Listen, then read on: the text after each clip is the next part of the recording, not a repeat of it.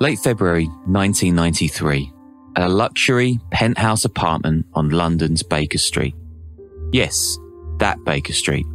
221B, Sherlock Holmes, Madame Tussauds, tourist town.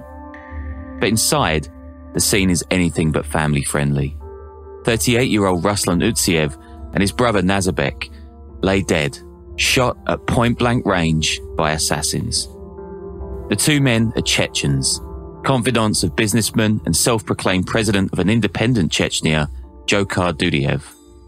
Ruslan, Dudayev's trusted advisor, calls himself the Chechen prime minister. His brother, a martial arts expert and all-round tough guy, provides other services. Officials in Grozny, the republic's low-slung capital thousands of miles from London, claim that the men are in London to broker high-level oil and metal deals, to secure $250 million in loans from a US businessman, and to print passports and banknotes for the want-away state, a mountainous hinterland in the heart of the former Soviet Caucasus. But let's just say the brothers are enjoying their assignment to the max. At first, they bounce from hotel suite to hotel suite, splashing the cash on casinos, luxury goods and high-end meals. One evening alone, they tip waiters $2,000.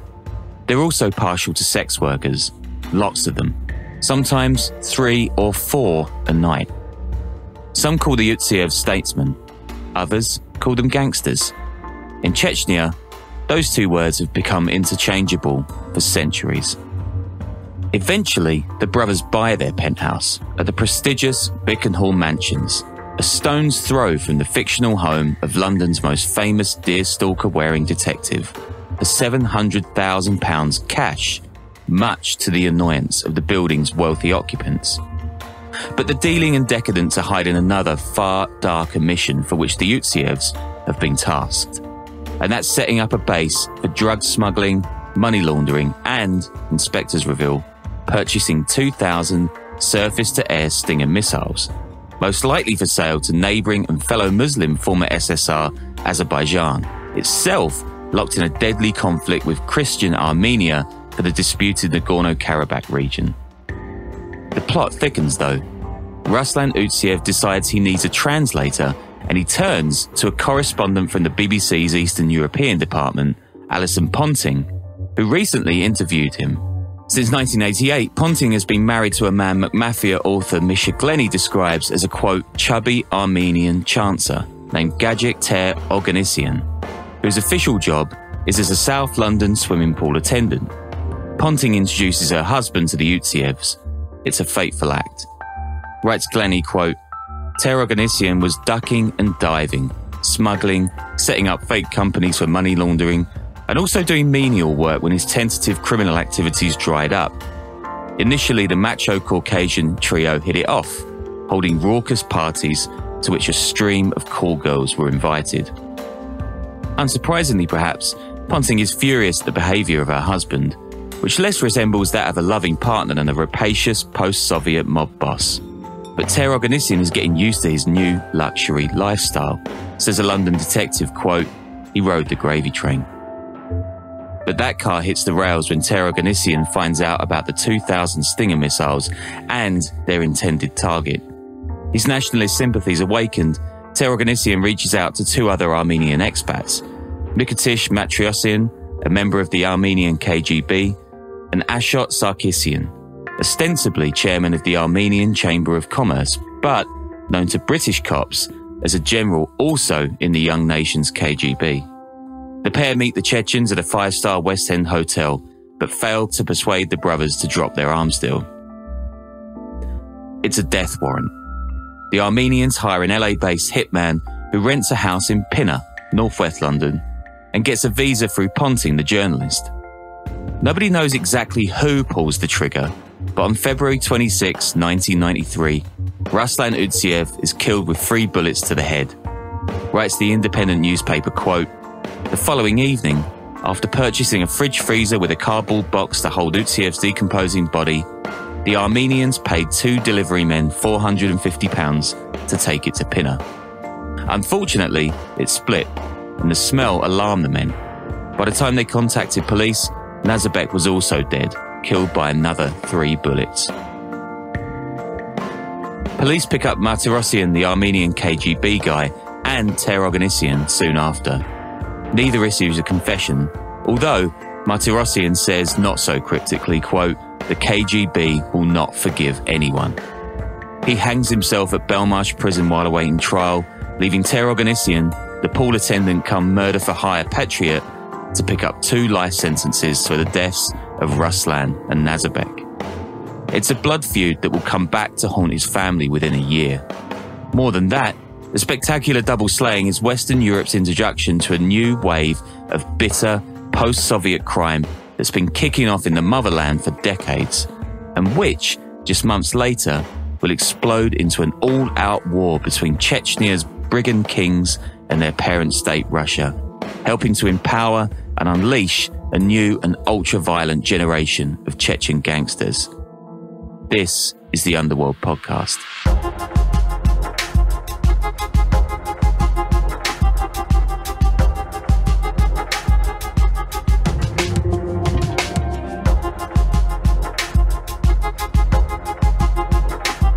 Hey guys, welcome to another edition of the show that embeds images of gruesome murders and horrific gang violence in your minds, just as you're drifting off to sleep. I'm your host, Sean Williams. You all know I'm in Wellington, the metropolis capital of New Zealand. And I'm joined today by Danny Gold, who lives in an actual city with actual people in it. I think we're both having nightmare weeks with edits and so on, which I'm sure is going to resonate with our listeners who have proper jobs. Not me, man. I've always loved all my editors throughout the years and gladly accept their criticisms, no matter how unconstructive they are. That sounds like a Sean problem, actually. Yeah, maybe it is a Sean problem. I mean, I am actually getting sued for $100 million. So, yeah, we'll see how that goes in the next couple of weeks. Is that how much the suit was for? Yeah, is that what the $100 million? Oh, it's gonna be so much fun when Sean's article, when that article comes out. It's gonna be so much fun. I know. It's gonna take at least half of our revenues as well. Oh yeah, but it'll be a great episode. But yeah, Sean's getting sued. Good for you. Yeah, good stuff. Anyway, you know about the tons of bonuses we've got coming, guys. I'm off to Auckland in a couple of weeks. I'm going to record some interesting stuff for the show up there. You got a load of cool stuff you're working on too, right? No, I'm mostly just going on Instagram and just commenting "must be nice" on people's vacation photos. That's pretty much it these days. No, I do. I don't know if I can talk about them yet, but there'll be some other podcasts I'm working on that are going to be pretty interesting. I think everyone here will like them. But yeah, it's kind of like slogging away right now, but they'll be out soon enough. No one's suing me yet, but I'm sure it'll happen eventually. But it'll come. Yeah. And I should mention that as well as the bonuses, if you sign up to the Patreon, you get all these episodes ads free, guys. A lot of you hate the adverts, which is fine. Ads mostly suck, do they? Well, hold on there, buddy. I mean, I love the ads and advertisers and would gladly love to have more of them if we could. Yeah, of course. They don't suck. They're great. Let's get more of them on, actually. Maybe we do like 5 or 6 ad breaks for this one. Let's just see how that goes. Anyway, don't bother telling us about the ads, guys, because, it's how we make money. And you're not coming into my house doing stuff for free, so, give it a rest. But if you give us a few measly dollars a month, you can DM me all the abuse in the world. That is totally fine. Yeah, that's patreon.com/underworldpodcast, or on iTunes, you can sign up as well. All right, nicely done. So, silky smooth journalistic segue coming your way. Chechens. Danny, what do you imagine when you hear the word Chechnya? Well, I'm actually kind of surprised that you're doing this episode because off air, you're always telling me about how you think Chechens are like the biggest pussies except for Albanians and Dagestanis, which, I always aggressively disagree with you, but that's what Sean always says, like all the time. That is what I do always say. And as we're going to learn over the next 45 to an hour, that's definitely warranted. They're basically complete pussies. But anyway, we've got all of that and way, way more on those wussies. We've got tons more coming up in what is going to be a monster 3-parter eventually down the line. There's just so much stuff when these guys are concerned. And it's like so bound up in the history of the Chechen Republic, the Caucasus Mountains, the tribes, the culture. You really can't do the modern stuff without explaining the very old and sometimes the not so old stuff too. And about them being considered barbarians, criminals, or people to be feared. Well, yeah, I mean, Russians have been thinking pretty much the same thing for over a millennium themselves, which, given the current state of the world, is no bad thing. But the Chechens are the real Russian bogeymen of history, or boogeymen if you're American and for some reason just thrown another O, like you just don't give a shit. But before we dive into this one, guys, I'm well aware of Ramzan Kadyrov and his Instagram and the golden AKs and the MMA fighters. and hunting down LGBT, Chechens and all that horrible stuff. But the Kadyrov cinematic universe has been covered about 1 billion times on podcasts. I'm guessing a lot of our listeners already heard, like Dictators or Gangsters of the Northern Caucasus, Anti-Gay Strongman, Oil Baron, 3-Hour ASMR Pod or something like that. So all of these parts on Chechen crime are going to skip over him just a little bit because we're basically way better than everyone else. And we're going to show you how Chechen organised criminals became such a big thing. It's very true. We are. Thank you. Yep. Kadyrov is only the latest, if entirely batshit and awful, manifestation of something which has been woven into Chechen history since there were tales to weave and bison to scrawl on cave walls in blood. Are you microdosing right now by any chance? Or I'm glad you. I'm kind of like flattered that you think I've got the self-control to microdose, but no. And trust me when I say this stuff is way more interesting than any social media savvy. All to crap. We're talking war, genocide, one-legged brigands, Mongol armies, train robbers, noble outlaws, deportations, Soviet mafiosi, Ponzi schemes, and something called the Scab War. And of course, I'll head back to that Baker Street double murder in a while too, because there is a lot more shenanigans that came with it. Just real quick, because I'm uncultured. Baker Street is like a fancy avenue in London?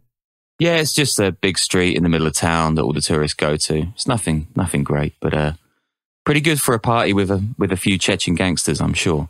Anyway, I know you're gagging for some Chechnya facts, and I don't know how many times I'm going to say the word Chechnya in this episode. In case you haven't visited the Caucasus region, you should head there immediately, guys. It's one of the most beautiful places on earth. Probably the best, most fun reporting trip I ever went on. Packed with history, cool cities, food, and hiking trails of all stripes. What was the reporting trip that you were on when you were there? Oh man, I did this mad trip between like Turkey, Georgia, and Armenia, and I did stories about these guys who like live in the mountains. I did stories about hiking. I did story about chess, and I did a story about Armenian history in Turkey. It was pretty fun, yeah. And a friend of mine from Berlin showed up with me, and we went to a football match in Armenia and hung out with the chairman, and he gave us a bunch of brandy and loads of like little cheese sticks. So that was cool. Politically, there are two Caucasian regions, the North and the South, and they sit either side of the Caucasian mountain range, right? So the North Caucasus is essentially everything on the Russian side of the border, and it comprises a dozen republics and oblasts, of which Chechnya, population 1.4 million, and around the size of Connecticut or Kuwait, is one of them. On the other side, you have the former Soviet independent nations of Georgia, Armenia, Azerbaijan, Turkey, and Iran. So this is an unbelievably diverse area with dozens of ancient languages, each with their own alphabets, all packed into a wider Caucasus region that is still only the size of California. And I'm not even mentioning the Circassians, the Kurds. It's crazy there.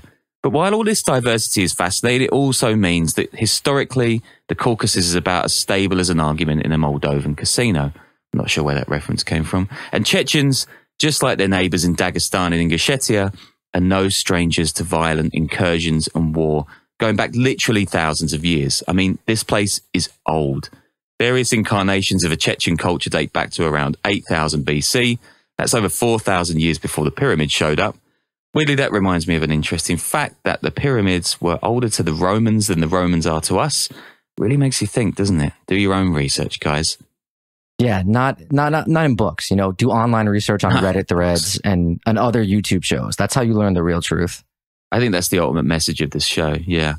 Anyway, I'm going to spare you the next 9,000 years or so, other than to say that the area is, for 600 years of antiquity, known as something called Caucasian Albania, or Agwank. But in 1227, Batu Khan, a Mongol ruler, he swallows up the Caucasus as part of his Golden Horde, a constituent of the Mongolian Empire that stretches all the way as far as Vienna.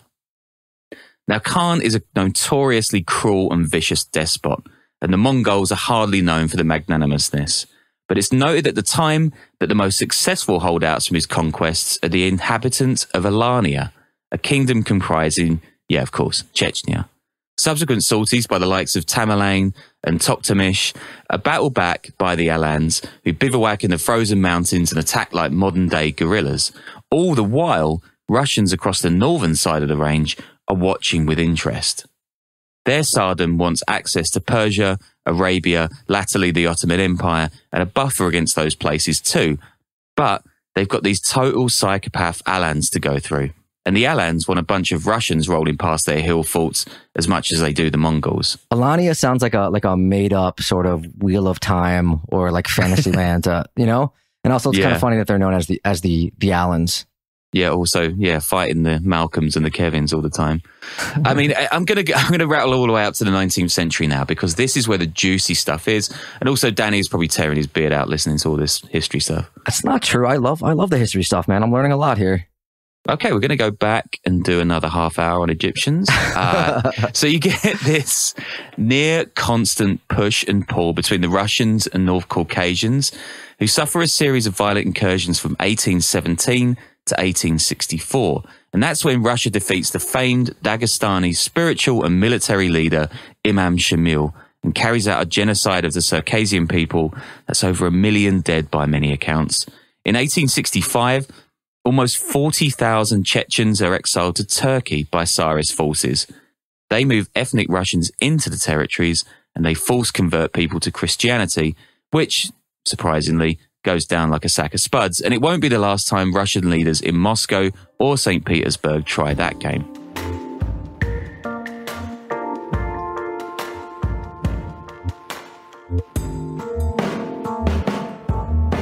The Russians are, let's put it mildly, fed up with the Caucasians.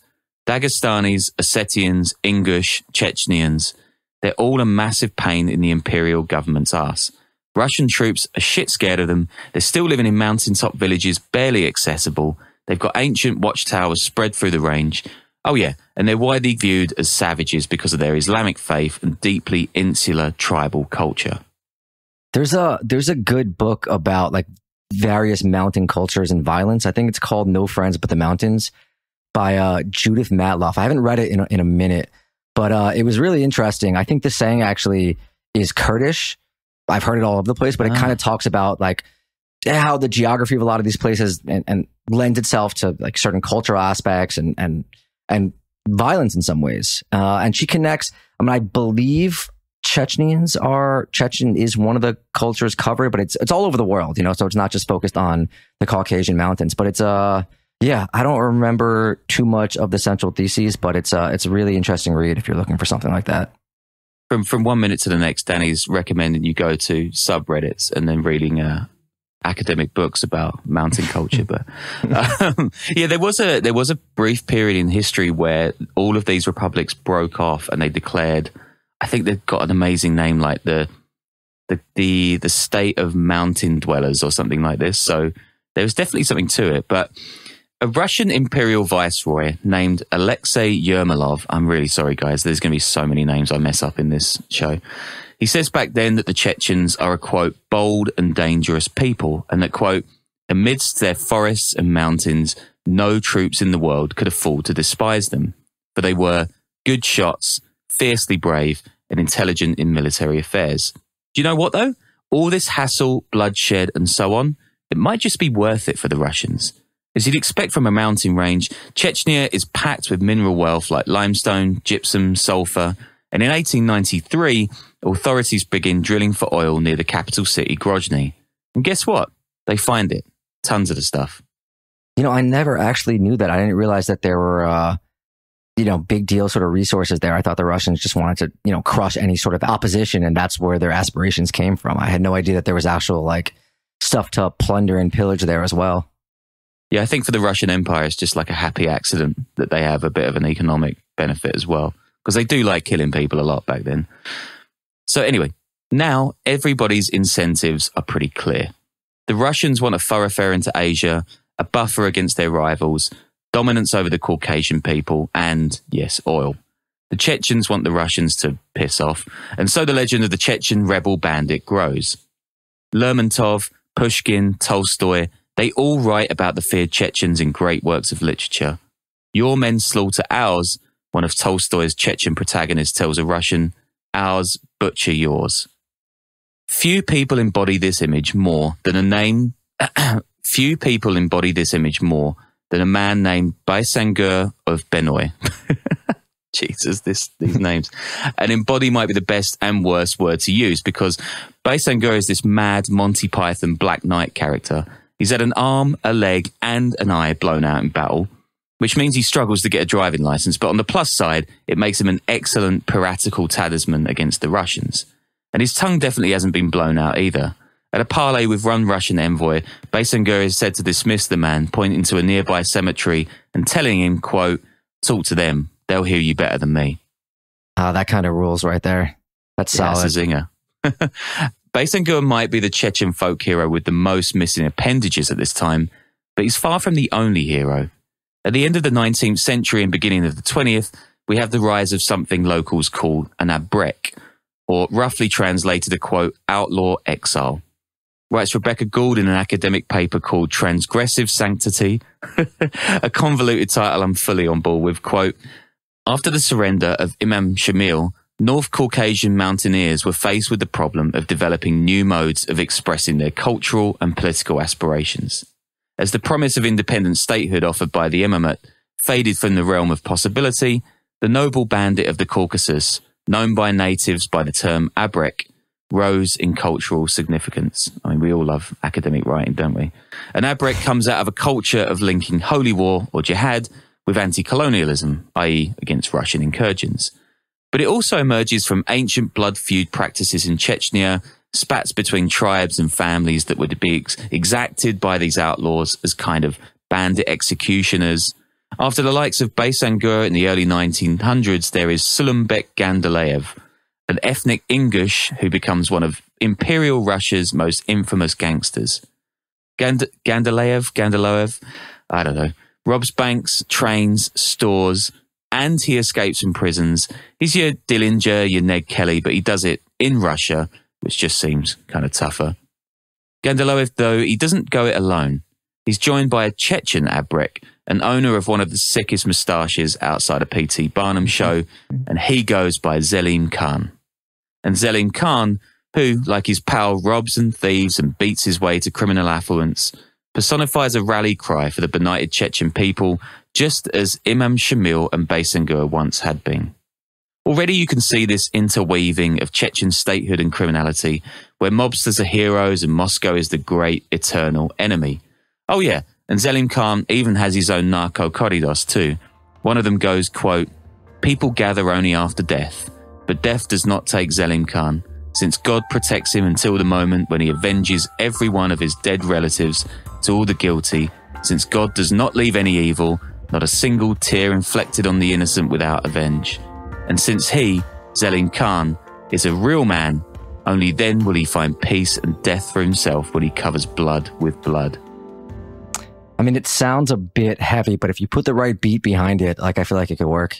I reckon Dale could probably lay something over that. I don't know. I was imagining some Gogol Bordello kind of thing, but maybe like early Eminem would be better.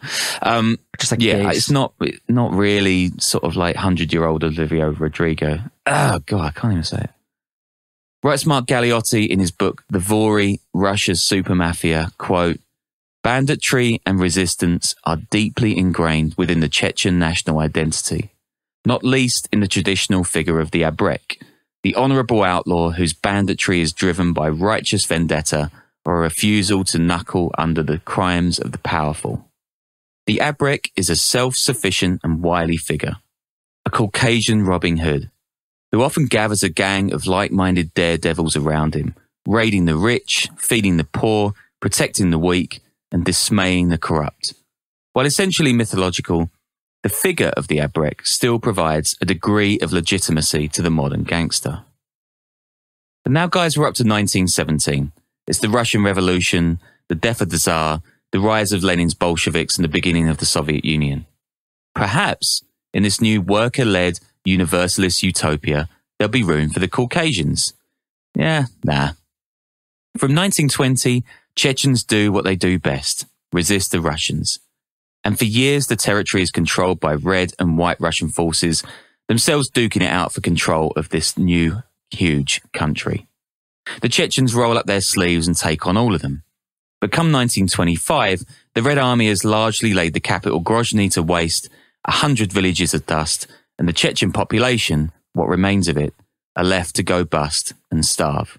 History really does just always repeat itself, huh? Yeah, and it's going to happen a few more times. According to a US Naval School academic paper I read for this show by Thomas Ross, Chechens are so poor at this point that they're forced to wear animal pelts. Quote, "It's not surprising that many Chechens perceived this period to be a second imperial conquest and subsequently developed a deep mistrust of Soviet policies thereafter." I'm guessing that's pelts like cavemen, not pelts like some mink stole around your neck. Anyway, in 1940, a revolt breaks out against Moscow in Chechnya. What else? So deep is the hatred for Russia that when Hitler invades the Soviet Union a year later, Chechnya is split between those fighting in the Red Army and those who team up with the Nazis to sabotage the communist war effort.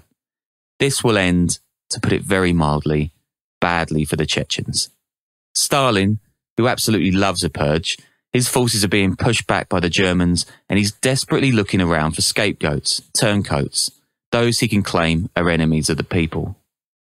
In 1944, Stalin collectively punishes the entire Chechen people by signing off on something called Operation Lentil.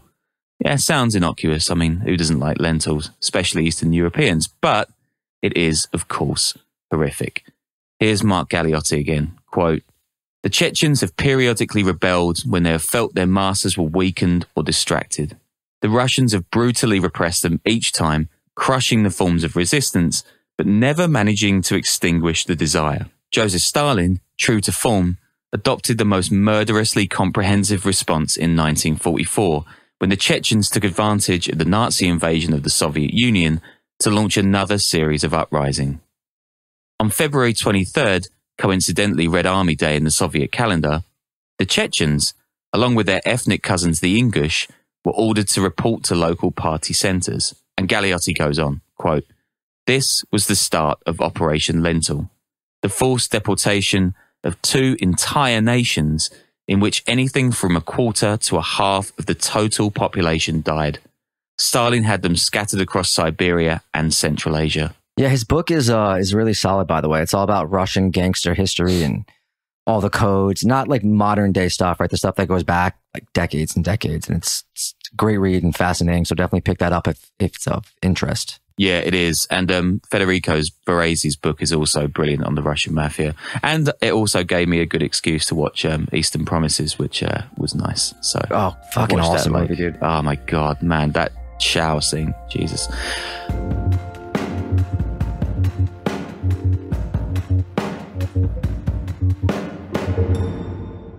Old, sick, or even infant, yes, baby Chechens are slaughtered as part of the deportations, and they even sweep up Chechen Soviet soldiers who are, at that very moment, fighting the Nazis. Radio Free Europe writes about a young man back then named Salman Dudiev, no relation to the guy at the top of the show, who's in the trenches of Stalingrad when he's told he's being exiled for helping the Germans.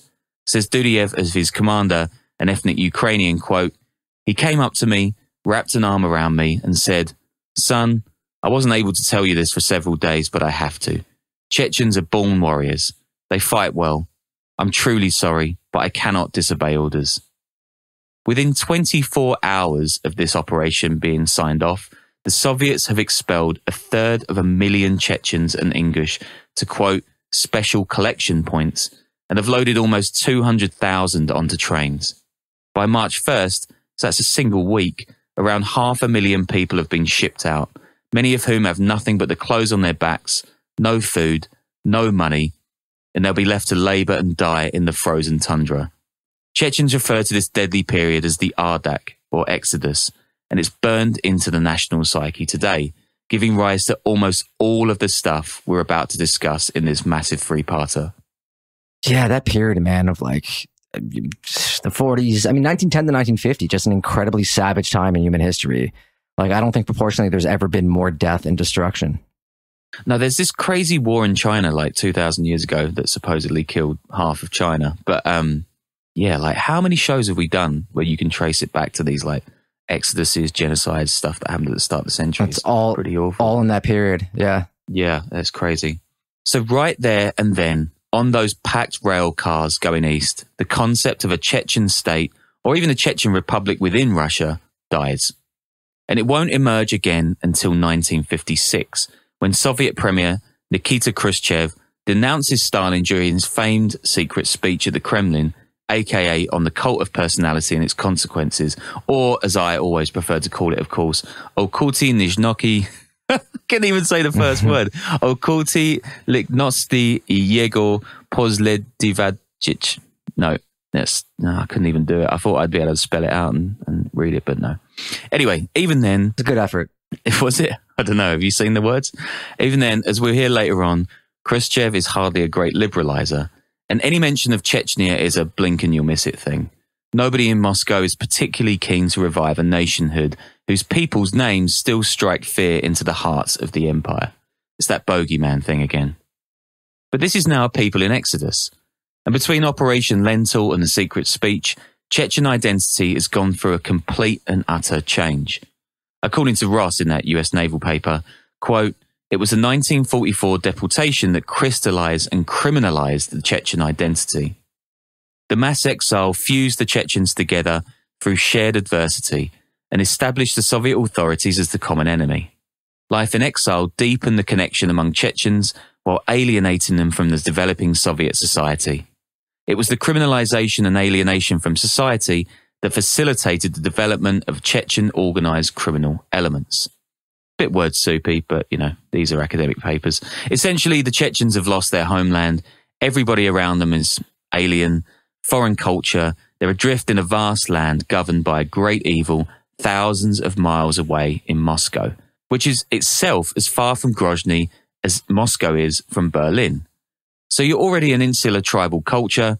What do? You cleave together like Velcro, packing out neighborhoods and keep to yourself. Chechens value faith and family over anything. They respect elders no matter what and settle disputes with firearms rather than fists. So I'm surprised they haven't been invited to a CPAC conference. It's nailed it, right? That's that political humor that the people know and love from you. And these guys, they don't have to spin legends and fairy tales of oppression and conservative values like, say, the Undrangheta. The Chechens actually do have millennia of exiles and genocides and mass murder and invasion and war. They are hard as shit. Not to mention, Chechens who've been banished out east often end up in the worst inner city slums. So they're left with no way to make money and they're outcast as barbarians with a strange language and religion. Whether in Kazakhstan or Siberia or anywhere else that's cold and poor and shit at the time, tons of Chechens turn to the black market. It's their only hope. Writes a Moscow police captain, quote, "It was a logical step to turn their clans into criminal groups." Yeah, I mean, we've talked about this before, right? I think in Russian Mafia episodes, how minorities in the Soviet Union that were marginalized, like Chechens, Georgians, Jews, they're kind of pushed into the black market for lack of opportunity, lack of work. So when the whole system eventually collapses, right, they're the ones who know how to operate, who know how to move, and are familiar with logistics to get something from like point A to point B. So they kind of rise up both in industry and in organized crime, which, 90s Russia, it's kind of the same thing. But it's, fascinating how much of organized crime is just logistics, Oh, yeah. I mean, these guys with connections to the kind of furthest outposts of the empire, they've kind of got it made at this point. And this is like the seedlings of the Chechen Mafia that we might recognize today. And what happens to organized criminals? Well, some of them go to prison, of course. And in Stalin's Soviet Union, authorities do not need an excuse to lock anybody up or really put a bullet in the base of their skull. Over 2 million Soviets languish in the empire's network of 30,000 labor, prison and death camps, what the writer Alexander Solzhenitsyn famously described as the Gulag Archipelago. By the early 50s, the Soviet prison population is a whopping 2.45 million. That is from a USSR home to under 200 million. So a more than 1% prison population. That is insane. For reference, the modern-day United States has around 1.2 million prisoners from 332 million people, and that number's considered out of hand. Before the Second World War, this massive internment is bad enough. Officials and guards are understaffed and underpaid, and the only way they're able to keep the peace is by enlisting the help of hardened gangsters on the inside to contact their fellow gangsters on the outside to help control the rest of the prisoners, a huge number of whom are political prisoners, thrown behind bars on trumped-up charges, oftentimes for little more than their ethnicity. This collusion gives rise to the so-called Vori Vysakoni, the famous thieves-in-law, who we've mentioned in a bunch of Underworld episodes already. Among the Soviet Union's political detainees are, of course, plenty of Chechens. And just like the Ingush and Tatars and Jews and other minorities, they don't really have a lot of love for the Politburo or, by extension, the organised criminals who are now colluding with the prison authorities to keep them under control. Or in other terms, victimise them, beat the shit out of them, sometimes fatally. Writes Galeotti, quote, "In Stalinist terms, these thieves, murderers, rapists and bandits were, quote, socially near, merely workers who had fallen from grace and thus to be preferred from those imprisoned for political offences."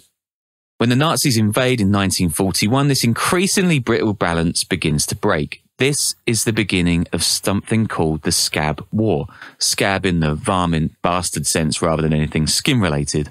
And it will have a seismic effect on crime throughout the Soviet Union and beyond. So now we're just going to take it back a minute. We're at 1945. The Soviet Union has defeated Nazi Germany, albeit pyrrhically with its cities in ruin.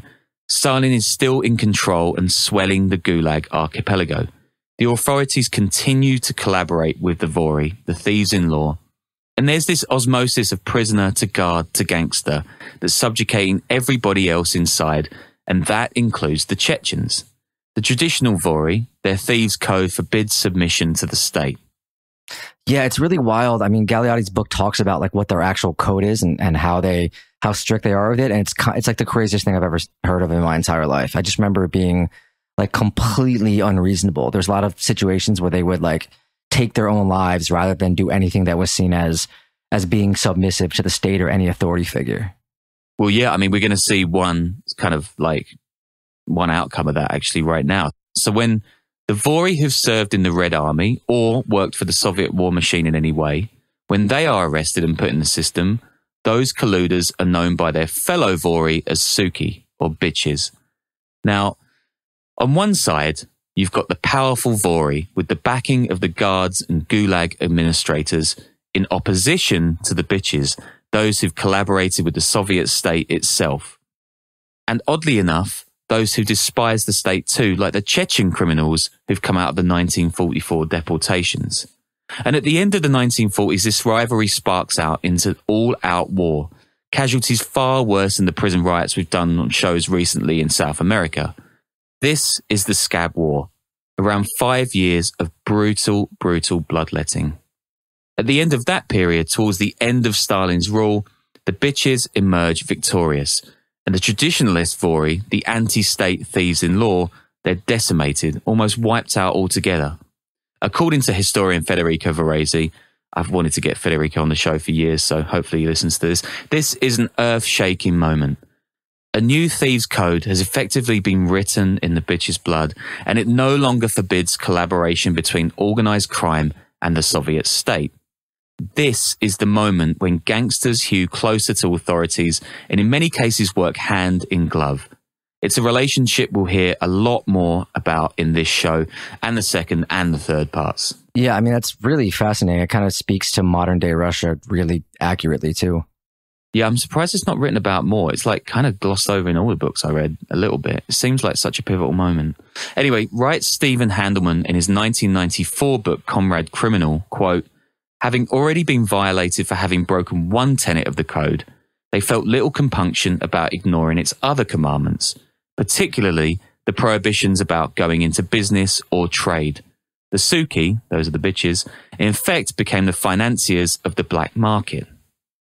The Chechens, though, that's who we're here for, they're not much into this new bunch of Vori. They may have fought on those guys' side in the Scab War, but they despised the state, spit on Russians, and their exiled networks in Kazakhstan and Siberia have already been building their own separate mafia for years. In 1953, Stalin dies, Khrushchev becomes a Soviet leader, he denounces his predecessor and allows some Chechens to return to their mountainous homeland. Some of them do. But when they get to Chechnya, they discover that the best land has, in the intervening years, been divvied up by a mix of ethnic Russians and other North Caucasian groups. They're suddenly second-class citizens in their own ancestral domain. More misery and more reasons to become career crooks. In 1964, Leonid Brezhnev takes over as Soviet leader. By then, the Vori and establishment have grown even more cozy. According to an LRB feature, quote, "The mafia of Brezhnev's days thrived under the direct patronage of Communist Party leaders in Central Asia, in the Caucasian states and on the Russian Black Sea coast, areas where distance from Moscow, local wealth and the clan loyalties which existed before communism allowed the growth of a second economy and second power, though one restrained by the need to display a proletarian propriety." And yeah, that's kind of what you were adhering to before, right? That's the kind of distance from Moscow and how everything operates in the shadows in these sort of hinterlands. Some Chechens, they operate within this underworld, others outside it. They're universally feared, however, just like the Abrek outlaws of the early 1900s, and people note their quickness to violence. Chechens who've returned from their exiles in the east to major cities, searching for a living, they often end up in these slums in the inner cities, and that further accelerates their need to turn to crime. And in the 1970s, a whole generation of trigger-happy, mafia-inducted and anti-state Chechens are introduced to a Soviet economy that's collapsing, with locals getting more and more interested in Western consumerism. A huge shadow economy, knockoff goods, stolen vehicles, currency, it thrives. This is the so-called Thieves World. And rather than join it as a part of a wider criminal network, the Chechens carve out their own kingdom within it. Now, Dan Carlin can tell you more about this, I'm sure, in a three-parter in about 5 hours' time. But the 1980s sees Chernobyl, the Afghan War, more economic decay, and Gorbachev's liberalizing perestroika reforms, aimed at keeping the USSR together while dipping its toes in Western economic values. Individualism bleeds into communist society, but not for the Chechens, whose decades of ill treatment have only made their idea of nationality stronger. They hold together tighter than other organised criminals and command greater chunks of this shadow economy. Writes Ross in that naval paper, quote, "Mass criminalisation exposed the Chechens to a wider Russian criminal world. Through illegal activities, Chechen criminals amassed significant resources. With the relaxing of Soviet control in the late 1980s, Chechen organised crime elements blossomed into an entity with the necessary resources to support a viable independence movement. So, it's the early 90s now. The Soviet Union is crumbling at the seams, the Berlin Wall's down, and liberation movements have already toppled politburos across the Eastern Bloc. Apparatchiks are already discussing how they're going to carve up the empire when the shit hits the fan. Armenia, Georgia, Azerbaijan, these will all become independent nations. Chechnya, no chance. Russia wants the region for itself. Remember that oil they found in 1893? There's tons of it. If the Chechens despise the Russians after Tsarist times, after Operation Lentil, well, you get the point by now. The Chechens are pissed, and they're Chechens. So you don't just get a sit-down and an angry chat. You get hellfire. In 1991, a Soviet Air Force vet named Dzhokhar Dudayev, yes, that one, assumes control of what his people call the Chechen Republic of Ichkeria and declares its independence from Moscow. Of course, this being the Caucasus, there is tons of tribal infighting, and a Russian-backed coup against Dudayev falls in 1992. He responds by throwing out communists and building a phalanx of troops and weaponry. Now we're back to our pals, the Utsiev brothers in London, and their grisly deaths at the hands of the Armenian KGB. Remember Alison Ponting, the BBC journalist whose podgy pool attendant husband has a hand in the killings? Well, in 1994, the Chechens get their revenge. In her home, the sleepy British town of Woking. According to a news piece at the time, quote, "As dusk fell on Willow Way, a quiet road of terraced housing, cars had already been garaged and families sat down for dinner and Saturday night television. At 9 o'clock, a man emerged from his red Toyota outside number 31. Carrying a flat blue and white box, he strolled up to the front door and tapped on it. Inside, Karen Reid, a 33-year-old geophysicist who analysed seismic data for a living, was enjoying a glass of white wine and a chat with a friend when they heard the man's muffled voice through the window. 'Have you ordered a pizza?' he inquired. Karen opened the door, whereupon the pizza deliverer drew a .38 pistol and shot her several times in the head with calm deliberation. The killer then ran back to the car and drove off. An innocent woman caught up in a feud between Armenians and Azeris, Chechens and Russians, at a time when the entire communist world is falling to ribbons and the line between freedom fighter and outlaw, mobster and guerrilla is growing thinner than a goat in the Gulag. Did you just make up that saying? Also, I like how you start off being very serious, you're saying this poetic, deep thing, and then you just end it with the phrase "thinner than a goat in the Gulag." What is going on? I don't know. Maybe I'm microdosing. I don't even know it. In the fledgling Chechnyan state, banditry and crime have become the state, the law. And over the course of the next 3 bloody decades, through conflict and mass death, oligarchy, chaos and jihad, the modern Chechen Mafia, one whose influence will be felt across Western Europe and beyond, will take shape. And it will begin with a coup in Moscow and one of the most gruesome battles in European history. But that is for the next episode. I feel like that was too serious. Maybe I should do a fart joke or something. No, that was good. Yeah. That was good. That was good. Okay. Yeah. Anyway, we'll come back with way more on these guys because as you might be sensing, there is tons. Yeah, that was great. And also patreon.com/Underworld Podcast, bonuses, iTunes bonuses, all that sort of stuff. But yeah, man, that was a mouthful and that was great.